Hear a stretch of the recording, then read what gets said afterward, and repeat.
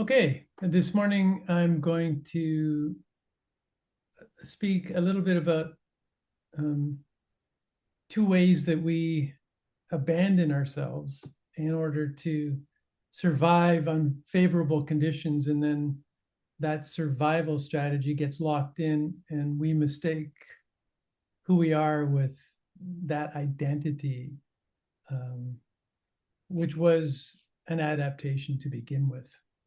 And then it's a matter of undoing that so we can know ourselves as located in a heart space.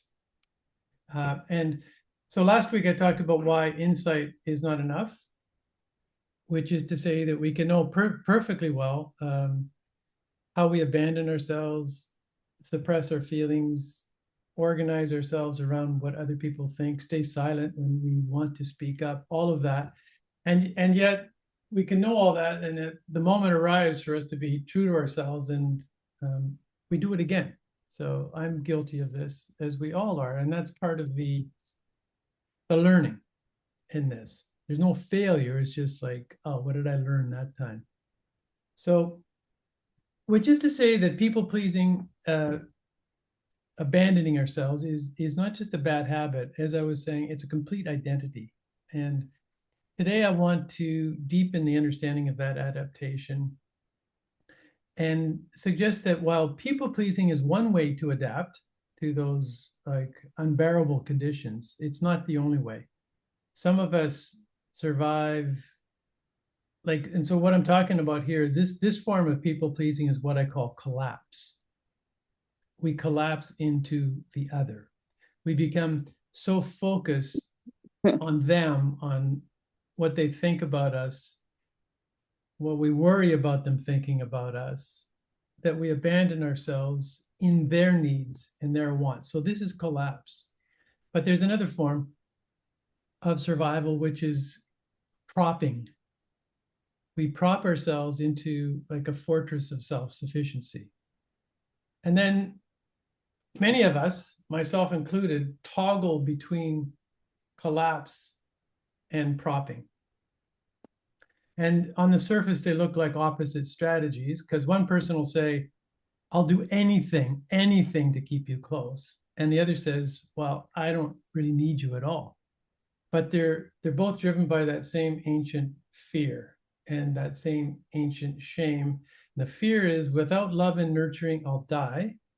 And the shame is, as I am naturally, I am unlovable. So, and it starts with this, so this is primal dependency. We're an infant, and we all know this in our nervous system is not viable on its own. You know, we're completely dependent on other people in order to survive. We can't feed ourselves, regulate ourselves, protect ourselves, etc. So the people who are responsible for us have, in a sense, tremendous leverage. They control access to nourishment, to touch, to warmth, to soothing, to protection, to a sense of belonging.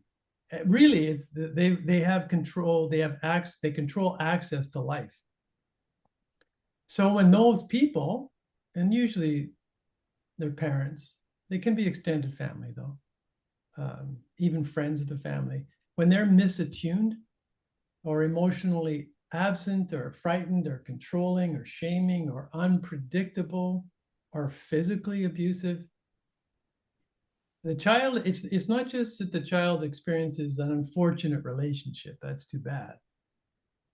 It's experienced as a threat to survival, because the infant or the toddler doesn't think, well, my mother is emotionally overwhelmed, my father is carrying unresolved trauma from the past, and my caretakers lack the full capacity to welcome the full expression of my emotional life. That doesn't happen. It's a catastrophic failure. And the child, infant, toddler internalizes, my needs are too much. I'm too much. My anger is dangerous to me. My spontaneity causes trouble. my truth threatens this relationship. Who I naturally am is not viable. So the resulting fear is it's not an abstraction. It's not like people may not like me.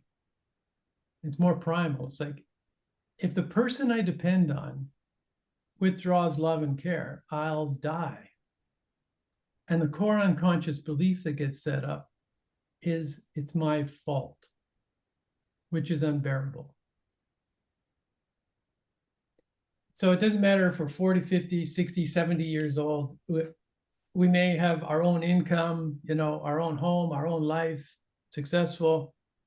But then when somebody really important to us, where love is at stake, becomes angry or disapproving or distant, the nervous system, our nervous system, doesn't say to us, well, this is an adult disagreement. We'll work it out. It says, emergency, connections breaking, your life's in danger, do something.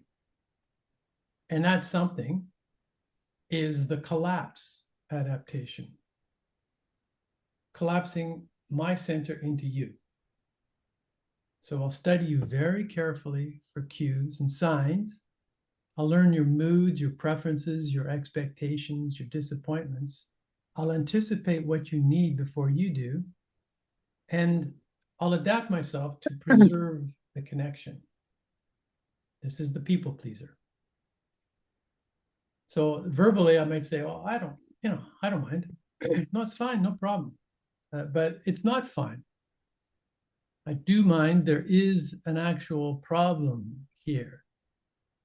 And something deep inside of me knows what I want and what I feel and what I need, usually, but even that sometimes just goes offline.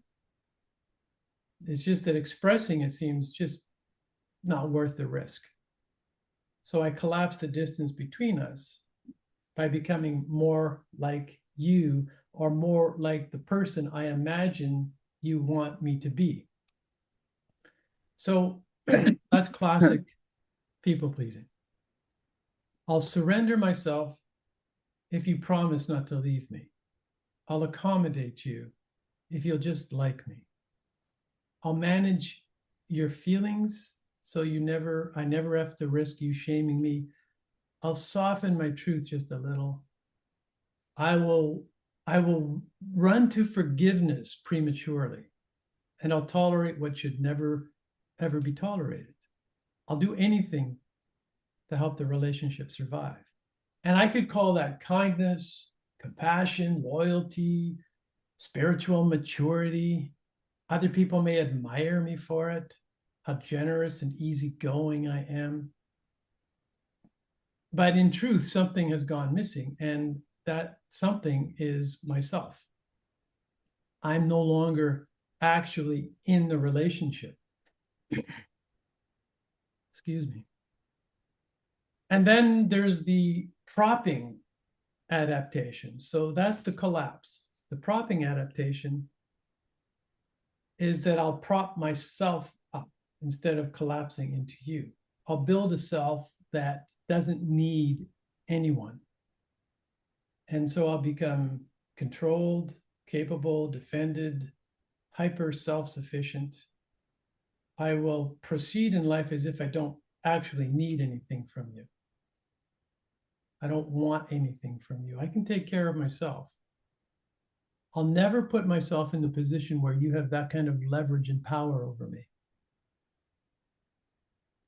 And so this person, this way of adapting might seem powerful. The person might seem independent and, really competent in life. And some of it could be real. But underneath it is the terror of dependence. Need itself has become humiliating. I was 50 ceremonies deep into ayahuasca, and I had suffered terribly, and physically, emotionally, spiritually, in every kind of way. And the shaman would say, before every ceremony, if you need help, just shout out help. Just say help. And I couldn't do it for 50 ceremonies. And when I finally did it, it came out as this pathetic little help, help. No one heard me, right? And so the unconscious bargain here is I'll surrender connection if doing so guarantees that I'll never be abandoned. So obviously, this isn't, it looks like being an individual, but it's not authentic. Because authentic individuality is like, I can stand on my own feet and still be in relationship. But propping is a fortress. It's a defensive version of being an individual. You know, you hold yourself, and it's often structured right into your body. You know, you got a straight back, your muscles are tight, you live in a contractor, you steeled yourself. So whereas the collapsed person says, I'll become whatever you need so you won't leave me, the propped person says, I won't need anything from you so you can't leave me. So one amounts to self-sacrifice, right, to preserve connection. And the other sacrifices connection to protect their self. And both of them, notice, take like huge amounts of energy. Because if your orientation is collapsed, then you know you're always scanning the environment. That person upset with me? How are you feeling? Did I say the wrong thing? Are you pulling away?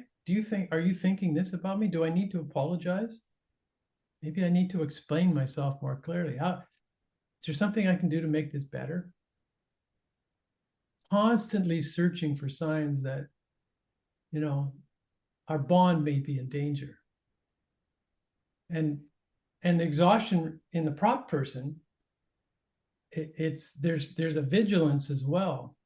But the vigilance is more about like, oh my God, am I starting to need you? Are you getting too close? Am I softening my boundaries? Do you expect something from me? Am I losing control here? How do I create distance? How do I make sure that I remain invulnerable to love?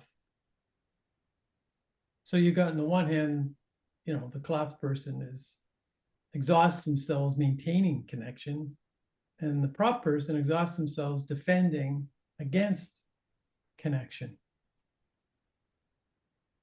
And in this, you know, as we talked about, it's not that the life force that's living us, that we're the embodied expression of, disappears, because the life force is going to appear somehow. It just has to grow sideways, it has to go around these vital blocks. And so it's like sensitivity then, which is good, becomes hyper vigilance, hyper empathy. Care becomes compulsive caretaking. Adapting to new conditions becomes self disappearance. Strength is experienced as like, or presented as invulnerability, and autonomy becomes isolation. So you see, and in both cases, you may appear to be functional, but still our gifts have been organized around survival, not full self-expression. And here's the other thing that I've noticed in myself. So true confession, it's like we toggle between these two. Most of us aren't exclusively propped or collapsed. So, you know, the collapsed person appears friendly, available, accommodating, but then you know, when the accommodation becomes unbearable, they withdraw into themselves. They stop answering, become emotionally unavailable, become passive aggressive. And so they learn to withhold their own needs, their affection, their sexuality, their creativity, their presence. And they continue to like perform the duties of relationship. This happens all the time. It's like you do what's necessary in the relationship. You play the role, but you're not actually there. And so this hyper independence of the prop person is passive and unconscious. So,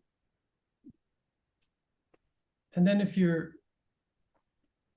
you assume that propped orientation, while the dependence is more visible, but underneath that there is a very strong unconscious dependence.